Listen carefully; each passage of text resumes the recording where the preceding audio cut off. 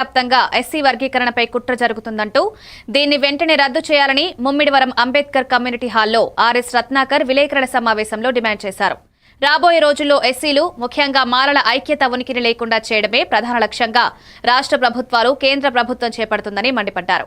జాతి ఐక్యత కోసం పార్టీలు పక్కన పెట్టి ఉమ్మడి పోరాటం చేయాలని పిలుపునిచ్చారు.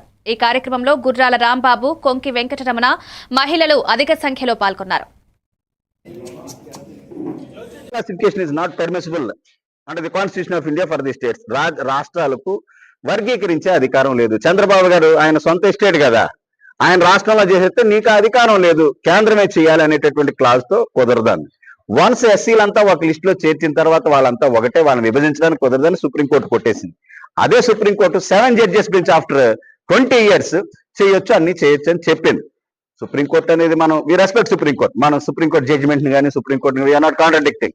వాళ్ళకి ఇచ్చేటటువంటి మెటీరియల్ ఎవిడెన్స్ బట్టి వాళ్ళు జడ్జిమెంట్లు చెప్తా ఉంటారు. సుప్రీంకోర్టు కేశవానంద్ భారత్ అని, గోలక్నాథ్ కేసు అని, అలాగే డిఫరెంట్ ఫండమెంటల్ కేసెస్ లో మినర్వా మిల్స్ కేసు అని ఒక్కొక్కసారి ఒక్కొక్క జడ్జిమెంట్ చెప్పింది, తర్వాత కాదంది, అవునంది. Supreme court time to time depending on the situation of the society మారుస్తూ ఉంటది. మా ఫైట్ అంతా ఏమంటున్నామంటే దొంగ రాజకీయ పార్టీలు చేసేటటువంటి కుట్రపూరితమైనటువంటి దాని మీద పోరాటం.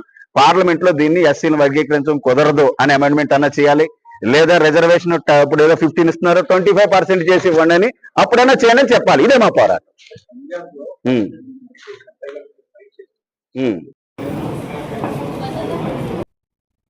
అంబేద్కర్